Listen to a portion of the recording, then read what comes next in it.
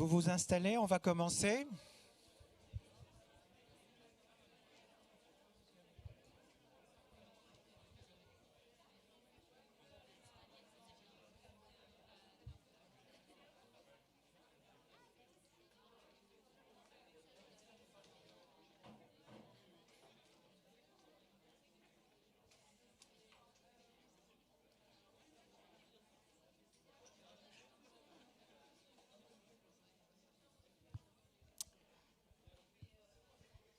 On y va. Chut, chut, chut.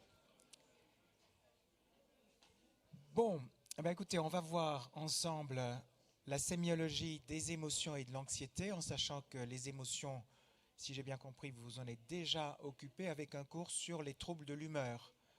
Hein, vous avez déjà eu ça. Je m'appelle Consoli, hein, on va parcourir les différents points qui sont marqués sur le plan. Et s'il nous reste du temps, j'ai prévu 2 cas cliniques qui permettent de faire une analyse sémiologique et qui illustrent une partie de ce que je vous aurais dit d'un point de vue plus théorique auparavant.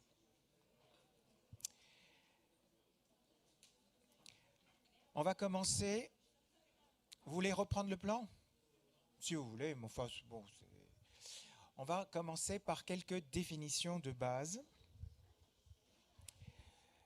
Peut-être que cela vous a déjà été dit, mais je vous rappelle que émotion vient du verbe émouvoir, d'après motion, mouvement. Il y a la notion de mouvement dans l'émotion, et on peut définir l'émotion comme une réaction complexe, à la fois physique et psychique.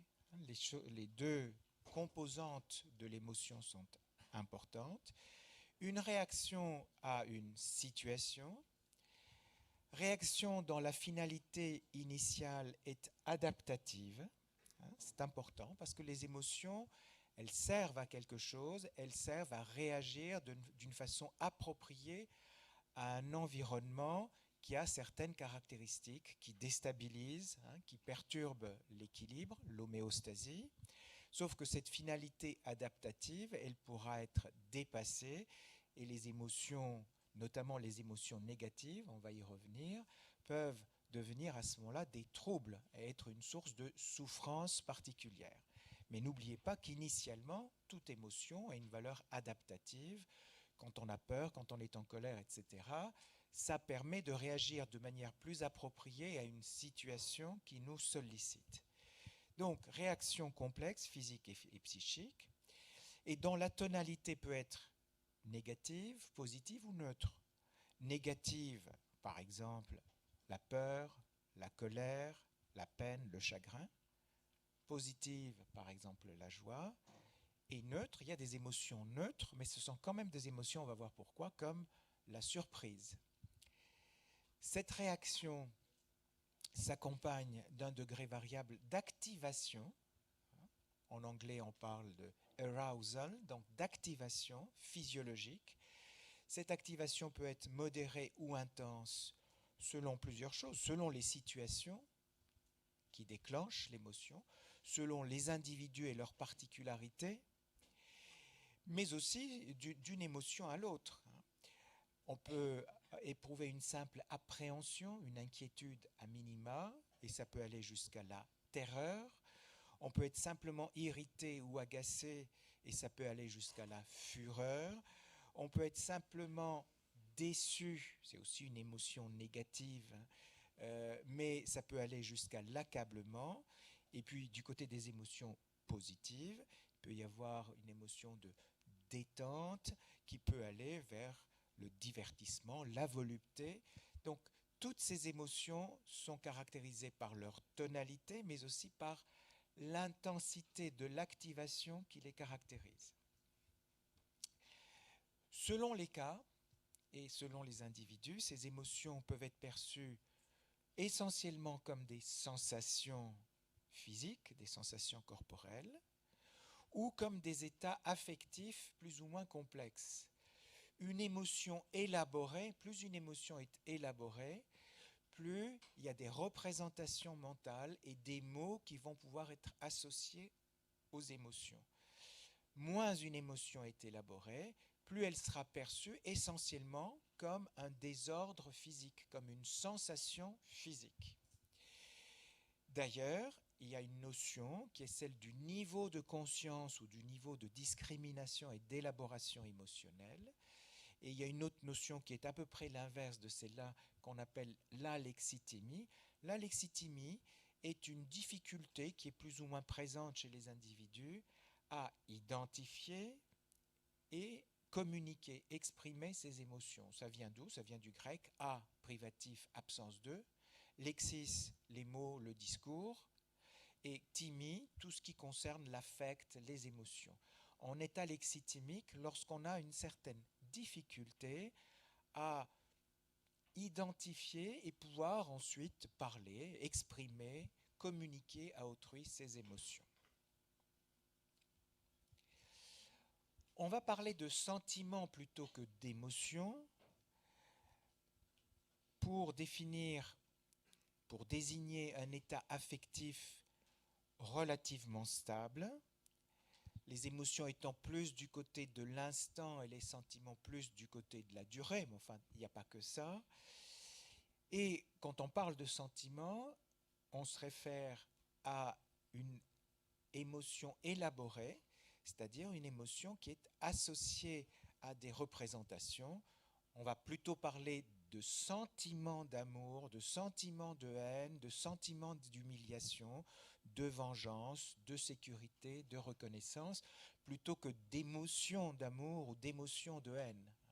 Parce que c'est quelque chose de plus complexe, de plus durable, avec des pensées qui sont associées au vécu émotionnel. Quand on parle d'affectivité ou de vie affective, il s'agit d'une façon encore plus large d'un ensemble de phénomènes qui vont conférer une qualité agréable ou désagréable, plaisir, déplaisir, à la vie psychique. C'est ce qui donne la tonalité d'ensemble de la vie psychique, mais c'est aussi ce qui oriente nos conduites instinctuelles, nos comportements, justement à la recherche de plaisir, dans un but de satisfaction des besoins, ou aussi, les deux choses étant complémentaires, dans un évitement de tout ce qui pourrait être source de déplaisir. Et cela va du fonctionnement normal et des conduites normales de l'individu jusqu'à toute une série de pathologies, par exemple les conduites addictives. Quand on parle d'humeur ou de thymie, le mot thymie est le mot grec qui est souvent synonyme d'humeur. On va parler de médicaments thymo-analeptiques à la place de médicaments antidépresseurs. On dit plutôt antidépresseurs, mais c'est la même chose. La thymie, c'est l'humeur. Les médicaments antidépresseurs remontent l'humeur, rehaussent l'humeur quand elle est perturbée. Et j'ai dû cliquer. Quelqu'un peut-il m'aider? Parce que je me vois sur l'écran, c'est bien gentil, mais du coup, je ne vois pas les diapos pour pouvoir vous les commenter. Donc, quand on parle d'humeur, merci. Voilà, c'est plus simple, merci. Il s'agit d'une disposition affective de base qui peut osciller entre deux extrêmes. Ça, on vous l'a fait, donc je ne vais pas entrer dans le détail. Les deux extrêmes étant la tristesse d'un côté et la gaieté de l'autre. À l'origine, d'éprouver, agréable ou désagréable. Et vous savez que les deux formes pathologiques de cette humeur désagréable ou agréable sont l'humeur dépressive d'une part et l'humeur expansive ou euphorique d'autre part, qui est à la base de l'état maniaque, état dépressif, état maniaque. Mais ça, on vous l'a déjà fait. Parmi les émotions négatives, il y a trois grandes catégories d'émotions négatives qui sont tout ce qui tourne autour de la tristesse, tout ce qui tourne autour de la peur et tout ce qui tourne autour de la colère. Bien sûr, ces émotions peuvent être associées entre elles, mais c'est important malgré tout de ne pas les confondre. Hein. On va voir que ce n'est pas la même chose un état anxieux, ce n'est pas la même chose un état dépressif. Et aujourd'hui, on va surtout se centrer sur peur et un petit peu colère quand même, puisque la tristesse a déjà été traitée. Il y a d'autres émotions négatives, hein, comme le dégoût ou comme la honte. Et puis, il y a une émotion positive de base qui est la joie. Voilà. La tristesse et la joie, on part du principe que ça a déjà été abordé. On va commencer par aborder les troubles globaux de l'état émotionnel et puis on passera à des choses plus spécifiques. L'état émotionnel peut être caractérisé par un excès ou par une insuffisance et on va commencer par l'excès d'émotion. On va d'abord décrire l'excès d'émotion au sens de l'excès de réactivité émotionnelle. Cette hyper-réactivité émotionnelle, ça s'appelle tout simplement l'hyperémotivité. Il faut savoir que cette hyperémotivité, le fait de réagir à des sollicitations de l'environnement d'une façon excessive, c'est tout à fait classique chez le sujet anxieux. Quand on est anxieux, on a tendance à être hyper émotif, mais en dehors des troubles anxieux, certaines formes de personnalité sont tout particulièrement caractérisées par l'émotivité. C'est ce qu'on appelle la personnalité évitante. Ce terme est plus moderne et c'est celui qu'on trouve dans les classifications internationales, mais il correspond à ce qu'on peut appeler aussi une personnalité phobique. Ces personnalités évitantes ou phobiques sont caractérisées par un certain degré d'inhibition, une timidité, une réserve excessive, un embarras dans des situations d'interaction sociale. Et ces sujets qui sont hyper réactifs, facilement mal à l'aise, vont avoir un certain nombre de conduites d'évitement pour se protéger. On peut aussi constater une hyper-émotivité dans une autre forme de personnalité, qui est la personnalité histrionique. Dans le temps, on parlait de personnalité hystérique. Le fait est qu'il y a deux versants à la personnalité hystérique. Un versant histrionique, plus démonstratif, plus théâtral, avec une exagération des sentiments, une réactivité accrue, au point qu'il y a une apparence de superficialité, de inauthenticité dans les sentiments éprouvés. Et puis il y a un autre versant qui est le versant de la dépendance, de la personnalité passive dépendante. C'est pour ça qu'on parle plutôt d'histrionisme ou de personnalité histrionique, avec, comme je l'ai marqué, dramatisation, théâtralité des affects, un côté ostentatoire des émotions qui sont mises en avant. Il y a aussi hyperémotivité. Je vais voir si j'y arrive. Non, c'est pas ça. Il faut que vous m'aidiez. Hein. Il faut que vous m'aidiez. Si j'apprends sur quelle touche il faut appuyer, ça ira. Ah bon, d'accord. Voilà. Maintenant, je saurai. Donc, dans les états de stress post-traumatique, lorsqu'on a été confronté à une situation particulièrement violente, notamment à une situation qui s'est suivie de la mort ou d'une blessure ou d'un endommagement majeur d'un être vivant, ou lorsqu'on a assisté à une catastrophe naturelle, lorsqu'on a craint de mourir soi-même à la suite d'un hold-up, etc., etc. Donc il y a toute une série de situations particulièrement traumatiques qui suscitent l'effroi. Dans ces situations, au bout d'un certain temps, peut se mettre en place ce qu'on appelle un état de stress post-traumatique. Les anglo-saxons parlent de PTSD, post-traumatic stress syndrome. Et dans ces situations de stress post-traumatique, l'hyperémotivité est une des caractéristiques, ce n'est pas la seule. Hein. Il y a le syndrome de réviviscence, la scène traumatique qu'on revoit répétitivement, qui revient sous forme de flashback. Il y a aussi toute une série d'attitudes d'évitement, qui ressemble aux phobies, on va y revenir tout à l'heure à propos des phobies, mais l'hyperréactivité émotionnelle, le fait d'être sur le qui-vive, d'être dans un état d'alerte permanent, d'avoir des réactions de sursaut, c'est quelque chose qui caractérise ces états de stress post-traumatique. Une autre forme d'état excessif, de pathologie de l'excès des émotions, c'est la versatilité de l'humeur.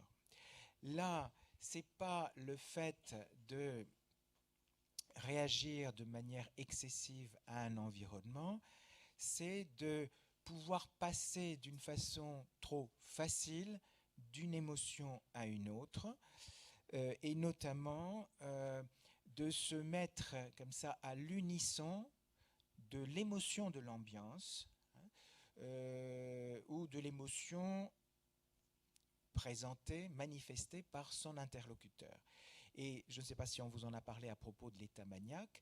Le sujet maniaque est effectivement euphorique, exalté, il éprouve une joie extraordinaire, bon, il est dans son petit nuage, mais il est aussi hypersyntone, c'est-à-dire que si il est confronté à quelque chose qui est plutôt triste, il va se mettre à pleurer pendant un instant, puis ça ne durera pas longtemps. Il y a cette espèce de versatilité de l'humeur qui n'a rien à voir avec une tristesse profonde. Ce n'est pas parce qu'il est déprimé, mais c'est parce qu'il est très versatile. Voilà. Et puis il y a ce qu'on appelle l'incontinence émotionnelle. C'est le fait d'avoir du mal à retenir ses émotions, quelles qu'elles soient, positives ou négatives. Et ça se voit entre autres dans des états d'altération organique cérébrale, en particulier d'origine vasculaire. C'est ce qui a été appelé l'état lacunaire pseudo-bulbaire, avec une tendance au rire et au pleurer spasmodique, c'est-à-dire au fait que quand on commence à rire, on ne peut plus s'arrêter, même chose que quand on commence à éprouver un sentiment de tristesse, on peut se mettre à pleurer en sanglots sans pouvoir s'arrêter, par défaut de contenance et de rétention des émotions. À l'inverse de toutes ces pathologies de l'excès ou de la labilité, il y a des pathologies de l'insuffisance. Et ce qu'on appelle l'émoussement affectif, c'est l'hyporéactivité émotionnelle.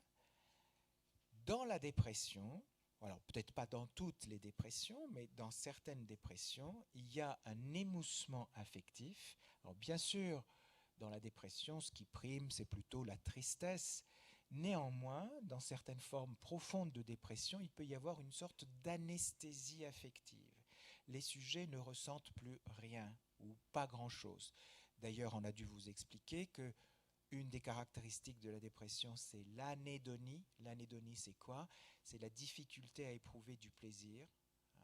On est dans une ambiance qui devrait vous faire plaisir et on se sent complètement à l'écart. Ça, c'est l'anédonie. Mais il peut y avoir comme ça une difficulté à éprouver et à exprimer des émotions quand on est déprimé. C'est ce qu'on appelle l'émoussement affectif. Ça peut se voir aussi dans certaines formes de schizophrénie. La schizophrénie ou les schizophrénies font partie des troubles psychotiques avec souvent, mais pas obligatoirement, délire et hallucination et une perturbation très profonde du rapport aux autres, du rapport à la réalité. Dans la schizophrénie, il y a plusieurs formes. Il y a des formes plutôt productives et des formes plutôt déficitaires avec appauvrissement de la personnalité. Et dans ces formes déficitaires, l'émoussement affectif est fréquent et au maximum, ça donne une apparence de grande froideur, comme si l'individu était incapable de ressentir ou d'exprimer la moindre émotion. On peut aussi assister à un émoussement affectif dans certaines formes de personnalité pathologique, les personnalités dites antisociales ou psychopathiques. Qu'est-ce qui caractérise les personnalités psychopathiques? C'est leur difficulté à respecter les règles sociales, à tolérer les situations de frustration, d'où une grande impulsivité, d'où éventuellement aussi des actes délictueux. Mais ce qui est particulier aux psychopathes, c'est un manque d'empathie, le fait qu'on ait pu faire du mal, du tort aux autres, ce n'est pas tellement leur problème. Il y a une espèce d'indifférence à la souffrance d'autrui, avec cette espèce d'émoussement affectif qui caractérise leur trouble des conduites. Enfin, dans une autre forme de personnalité qu'on oppose fréquemment à l'hystérie, il y a la personnalité hystérique histrionique, très démonstrative, très théâtrale. Il y a les personnalités obsessionnelles, on va parler des obsessions tout à l'heure, mais les personnalités obsessionnelles ne présentent pas forcément des obsessions, ne souffrent pas obligatoirement de troubles obsessionnels compulsifs. Les personnalités obsessionnelles sont caractérisées par plein de choses, et notamment par le besoin de maîtrise sur tous les plans, maîtrise de l'organisation de leur vie, des rapports à autrui. Et ce besoin de maîtrise et de contrôle excessif, ça se manifeste aussi au niveau des émotions. Les obsessionnels retiennent leurs émotions, sont pas très expansifs, autant un hystérique peut être hyper expansif, autant un obsessionnel, lui, est très contrôlé, très discret avec ses émotions. Enfin, dans les troubles globaux de l'état émotionnel, il peut y avoir une sorte de décalage d'expression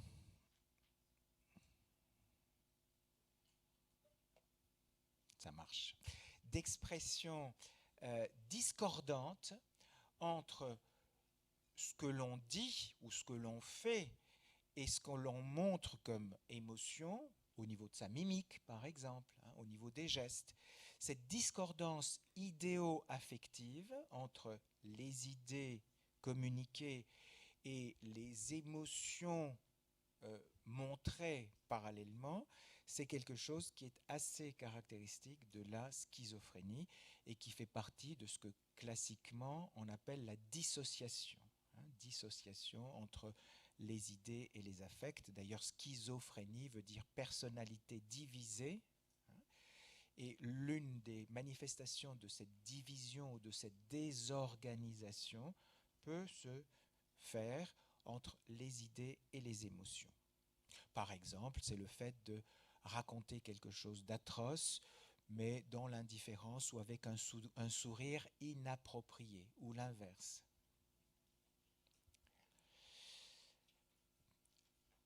On va maintenant entrer plus dans des troubles spécifiques. Ce n'est pas les émotions dans leur globalité, c'est une des catégories d'émotions. On a vu que la peur, l'anxiété, l'angoisse font partie de la même classe. L'anxiété, c'est quoi? Tout le monde la connaît pour l'avoir éprouvée, puisque c'est une émotion universelle et qui nous aide justement dans notre adaptation à la réalité. Ça peut être défini comme un sentiment pénible d'attente ou encore une peur sans objet. Le sans objet est important, vous allez voir pourquoi. Donc une crainte d'un danger, mais d'un danger qui est imprécis. En effet, qu'est-ce qui distingue l'anxiété de la peur? Dans la peur, qui est l'émotion négative, adaptative de base, adaptative à un danger, il y a la perception d'un danger et une réaction à ce danger qui va donner lieu à un certain nombre de conduites.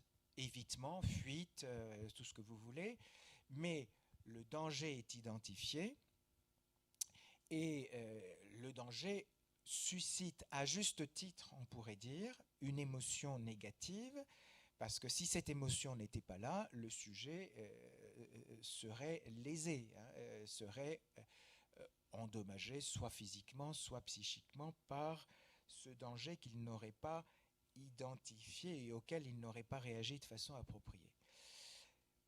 Donc, le fait qu'il n'y ait pas de circonstances justifiant d'une façon claire cette réaction de peur va faire parler d'anxiété.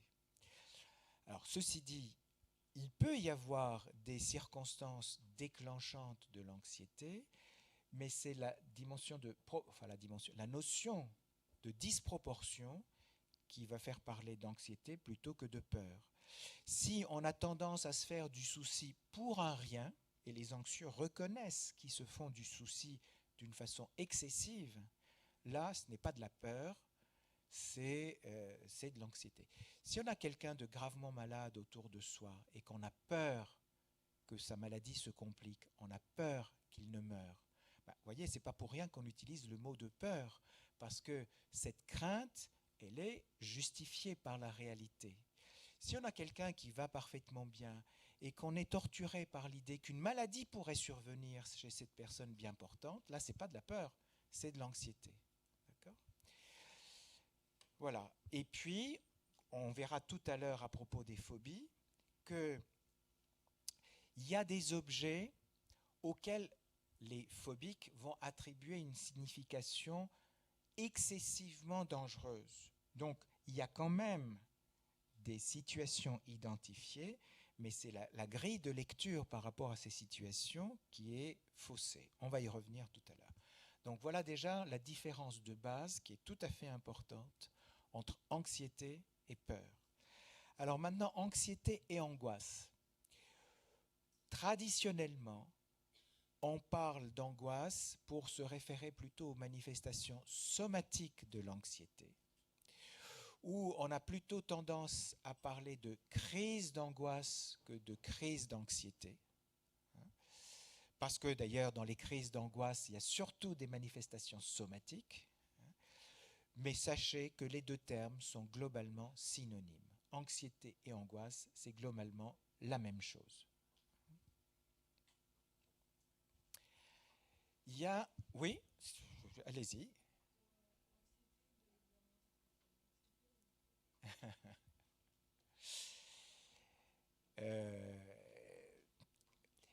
C'est une anxiété anticipatrice qui va être considérée plutôt comme une anxiété que comme une peur. Si